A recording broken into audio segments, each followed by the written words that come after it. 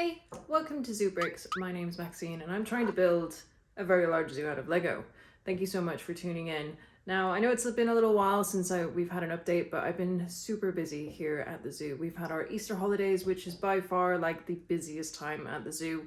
We've also welcomed 4 new species to our actual real life zoo. Some South American species, the Azara's agouti, Goeldi's monkeys, pygmy marmosets, as well as white-faced saki monkeys. So it has been a very busy month. So apologies for lack of updates. However, I have still been working on a project in the evenings when I've had a little bit of free time, and I want to show you how far I've got.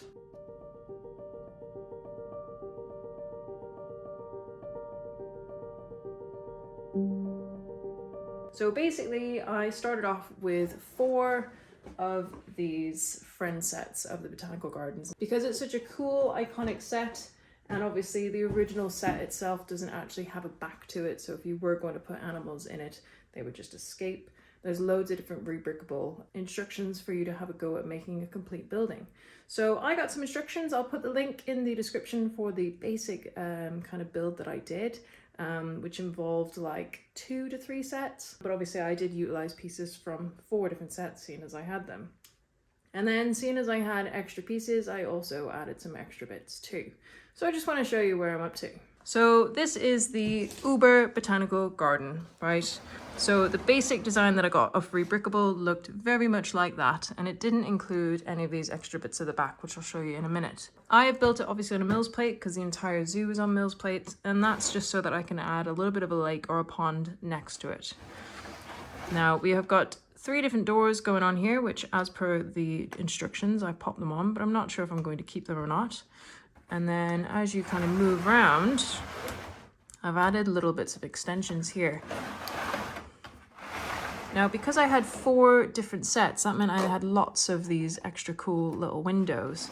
And one of the main issues with the original Botanical Garden set, as well as the Rebrickable set, was that it still had an open back.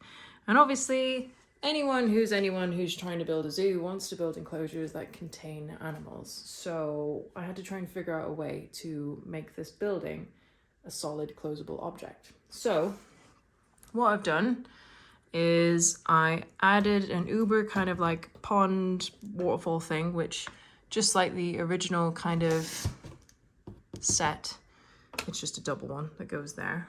And on the right hand side, I've added an extra greenhouse effectively, which does look pretty cool. It does look smart as you look at it as a standalone object. However, I'm not entirely sure how I feel it looks when it's connected to the bigger picture. I have, however, seen some cool Rebrickable designs where they've actually stacked that on top of that and made like an uber tall wing, if you like. So I might change it.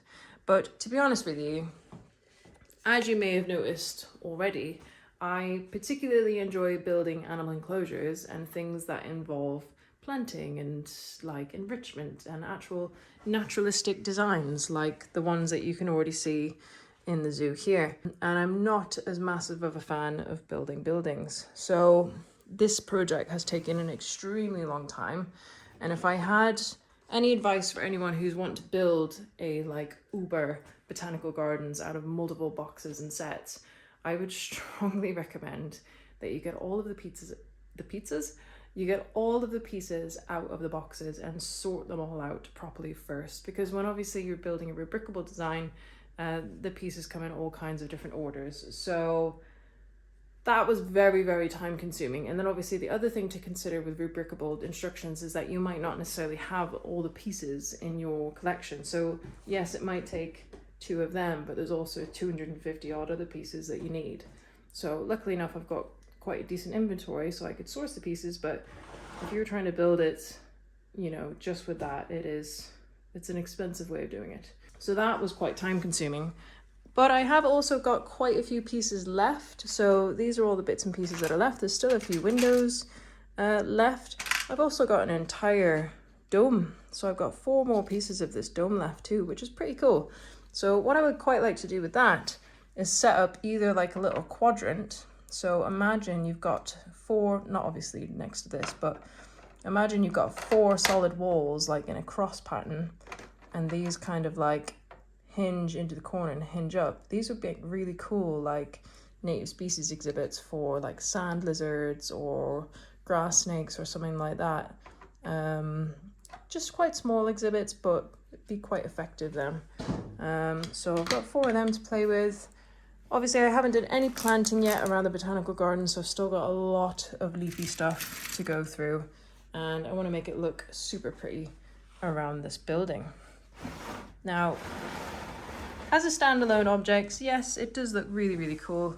So what I'm going to do is, obviously, I'm going to put this aside. I'm going to connect it over in the zoo. Where it's going to live, I'm going to put it over here in those 2 base plates there. So I'm going to remove those base plates, take that little bit of path off. Then obviously the lake that's going to be wrapping around this building is going to kind of like come up to there somewhere, and it'll be a nice kind of like natural wild gardeny area bit. So I'm going to take them out, and then I'm not really sure how big the lake's going to be yet, just because off the back of this building I've done this kind of like little waterfall thing, because on the side of that there's a teeny tiny little pond. So I was going to do a little homage to that on here, but I was going to do a slightly bigger pond here, which that then overflows into the lake and kind of goes around here and wraps around the building. So it'll look quite pretty. That's the plan anyways, and that's going to go over there.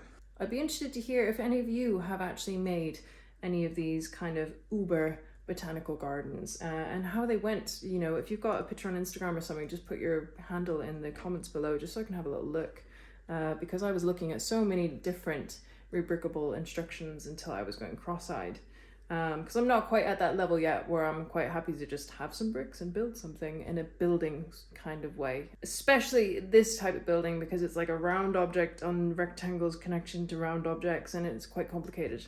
So I mean, if you guys have made a really cool botanical garden, I'd love to see it. But the whole purpose of this botanical garden is that obviously we're going to be housing butterflies or parrots or some type of birds in it. The trickiest thing that I haven't quite figured out yet as well is the double door system. So obviously from a public point of view, it would make most sense if this whole corridor was your double door system, and then there was another door on the internal bit of there, which then was the double door to enter the main dome where the butterflies live.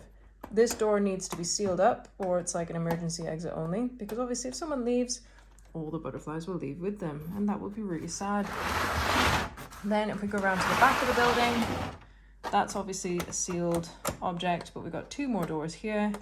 So I might actually seal them up and just make them into solid objects too, just so that we don't have any risk of losing any butterflies or birds, depending on what goes in here. So those are the type of things that I'm thinking about. But this will look 1000% better once I've got a nice little path out the back here, pond, planted up and everything like that. So hopefully I'll be able to get that sorted out very soon. But I would love to know what you think of this project and what you think of this building.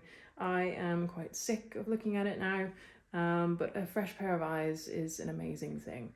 So do let me know in the comments below what you think of it. And of course, if you have made your own botanical garden, then remember to tag it below so I can have a little look.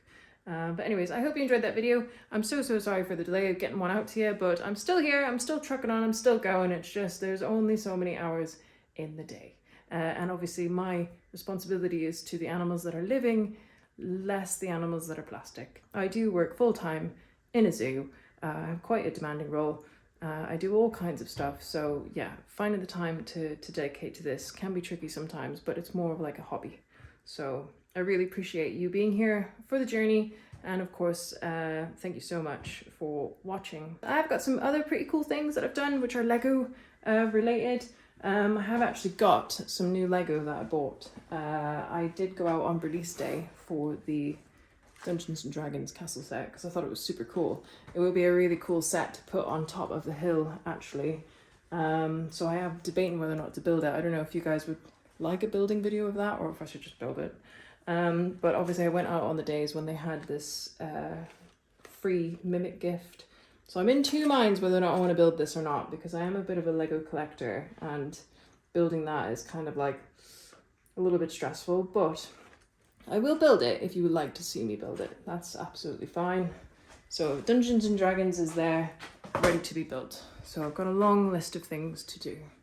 But anyways, thank you so much for tuning in. If you haven't done already, please do remember to subscribe to the ZooBricks channel and support me on this mental quest. And I'll see you soon.